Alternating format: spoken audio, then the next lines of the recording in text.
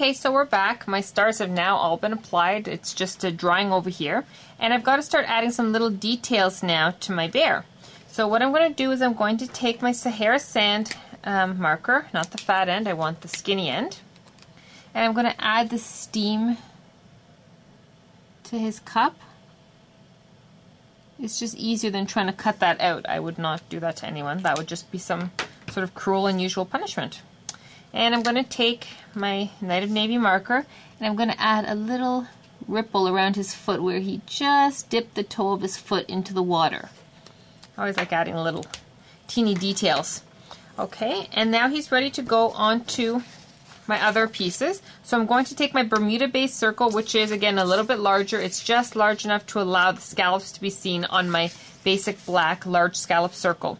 And I'm going to ink it up with a little bit of, my sponge is missing, Bermuda Bay, and a touch of Night of Navy. So I actually put the two colors on my sponge together, going in the light color first and then the darker color. I'm going to sponge around, giving a bit of a lighter hand.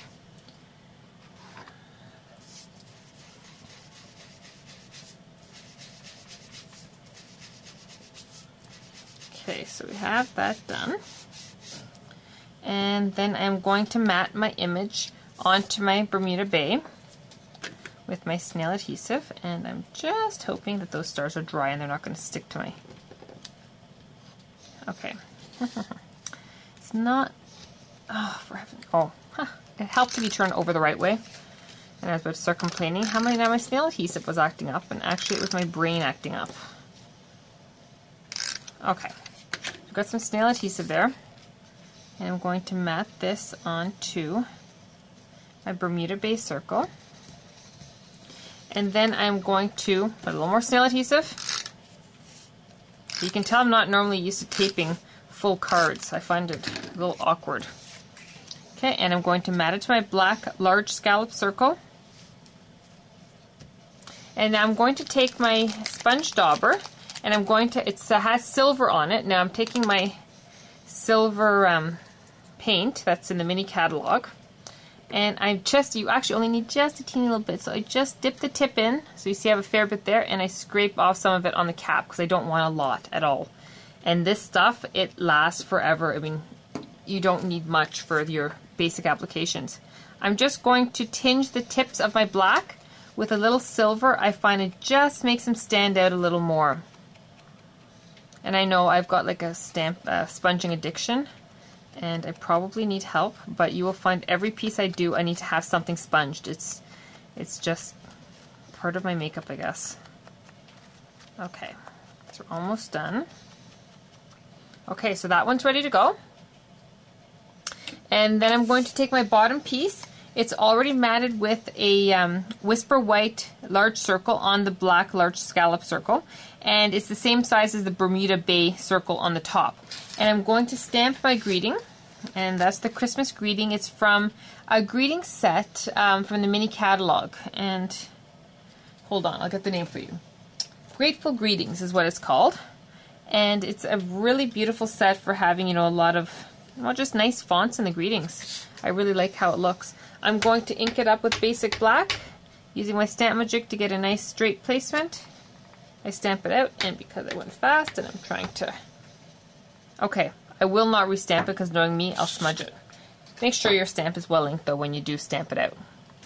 Now, I'm going to start punching a little hole on one side where my brad is going to go, and I'm using a 1/8 hole punch. You can use the smallest punch from your crocodile.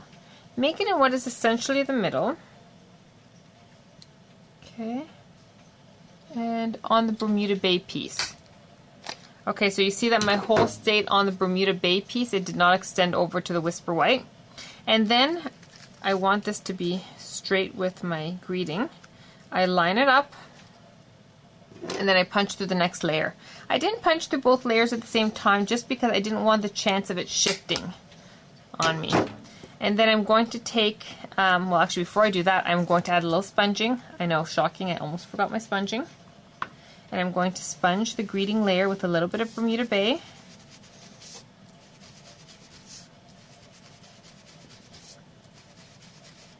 Just a little haze. And I'm not going to add silver to this end. I'll just keep that for the top.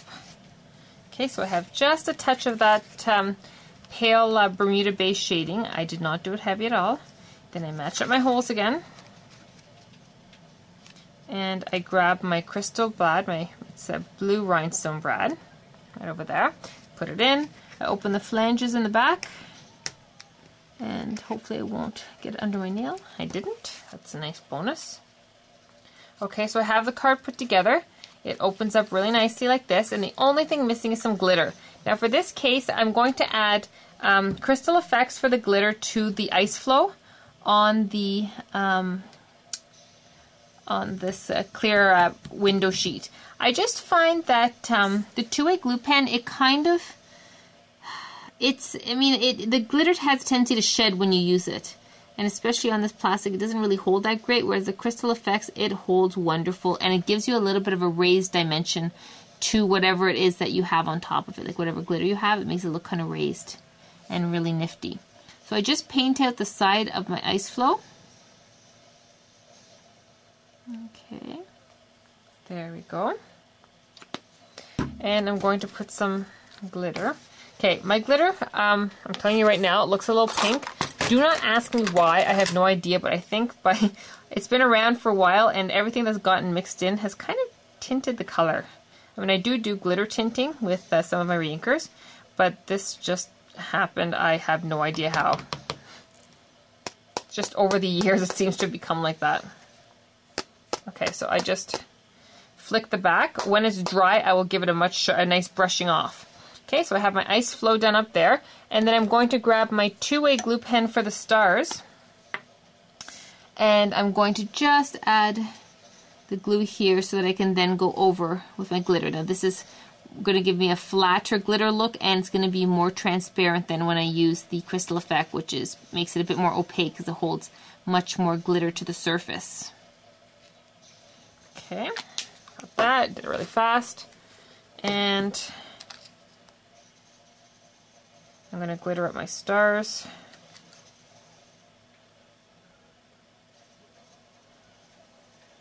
Okay, oops, I just put glitter right on the paper, which I don't normally do. I don't know what I was thinking.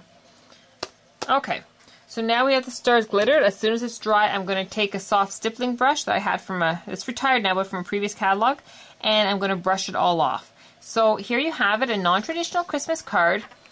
Which is really fun to make and fun to give. So I hope you enjoyed this class, and I'll see you again next week. Thank you very much, and have a great day.